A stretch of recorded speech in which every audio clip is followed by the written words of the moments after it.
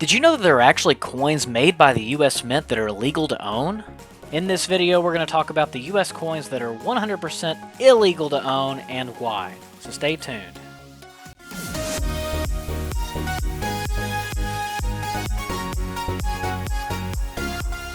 All of these coins are illegal to own because at some point or another they were stolen from the US Mint and never intended to go out to the public. Owning something that's illegal never puts you on really good terms with the government. The government doesn't take too kindly to owning something that was stolen from them, so they would be confiscated if you were to have one. First up on our list is the 1974 aluminum cent, minted at either Philadelphia or Denver.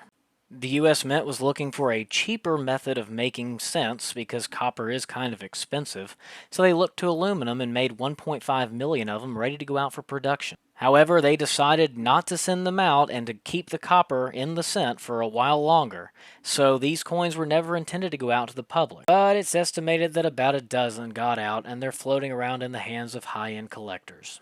There was an attempt to sell one 1974 Denver aluminum cent at public auction through Heritage Auctions. The coin came from the collection of the 1970s Deputy Superintendent of the Denver Mint, and it was graded by PCGS, and when Heritage Auctions tried to sell it, the U.S. Mint said no. After a controversial lawsuit that made coin collectors cringe, the Mint got it back. They repossessed the coin, and it's now theirs. As for the value of these coins and what happened to the other ones that are in private hands, they probably get bought and sold by high-end collectors all the time without anybody ever knowing. If someone did want to sell this coin, it would be hard to find a buyer, but there is one buyer that's always present, and that's the US government, but they're either going to trade you legal fees and years in prison, or just a bunch of heartache from losing your coin. Next up on the list is the sister coin of the 1974 aluminum. It's the 1975 aluminum, but this one's even tougher. The Mint only made 66 of these coins, and all but 2 of them were melted down. Where those coins are, nobody except for the people who have them knows. But if the Secret Service ever finds out where they are, they have promised they will confiscate them.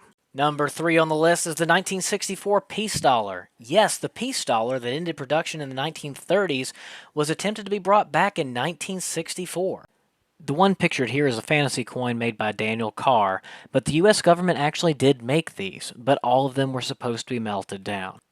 But there are collectors who have claimed over the years to have seen these in person, in hand, and claimed that they are real, and some of these are pretty reputable people. This coin is so desired that PCGS has offered a $10,000 reward just for the opportunity to authenticate the coin. I think that reward is going to go unclaimed because the chances of confiscation from the government are pretty high with this coin, and a collector probably would value it higher than $10,000. Next up, we'll have our last cent, and that's going to be the elusive and possibly non-existent anymore bronze-covered steel cent from 1974. It's known that these were made and that possibly some of them got out, but nobody really knows much about them other than that, and a picture of them, well, it would look like a regular 1974 cent pretty much. Before we get to our last illegal coin, one coin does deserve an honorable mention here, because this coin can only be obtained if you buy the one approved by the US Mint to be sold and bought.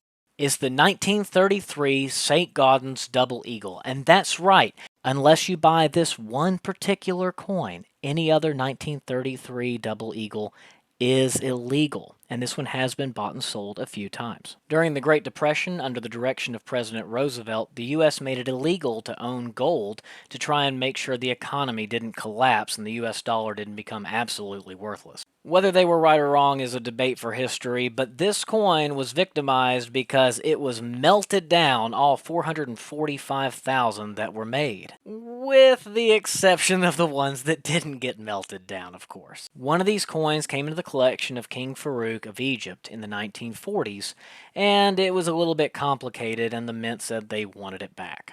But the coin was never returned and it disappeared into the abyss of black market coin collecting. It didn't pop up again until 1996. The owner of the coin got arrested by the Secret Service in a sting operation, and long story short, he said it was the King Farouk example. There was a legal battle, the Mint repossessed it, and it was stored in the World Trade Center, where it almost was lost again as it was transferred out of the World Trade Center only 2 months before September 11th of 2001. Since the coin was never actually legal tender because it was never intended to be released by the Mint, they made a special document basically making it legal tender and making it able to be sold, and when it did not disappoint because it did a whopping $7.6 million, which was a record.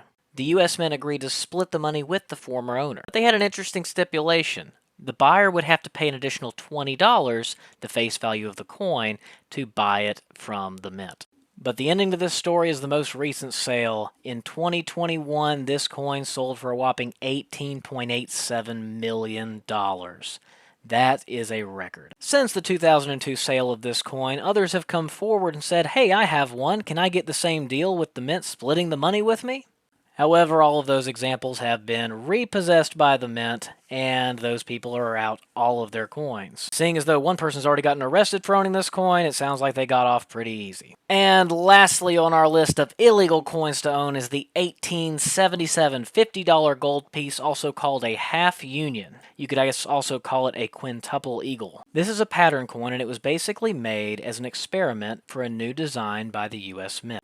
Although there are bronze examples of this pattern coin that are perfectly legal to own, and even one gold-plated ones that somebody decided to try and make a replica, the 90% gold ones, of which 2 of them were out there in the wild, were obtained through some really sus methods, and the coins were eventually given back to the Mint. If another one of these were to pop up, it would be probably illegal to own because how the person obtained it probably was through a similar situation that was illegal in the beginning. However, it's very unlikely there are any more of these, and the 2 that were given back to the Mint probably the only ones that ever existed. If you enjoyed this video, don't forget to like and subscribe, and check out these 2 other videos I have right here, one on fake Lincoln cents, and one of them on the top 3 most valuable double-die Lincoln Memorial cents. Thanks for checking out the video, and have a great day.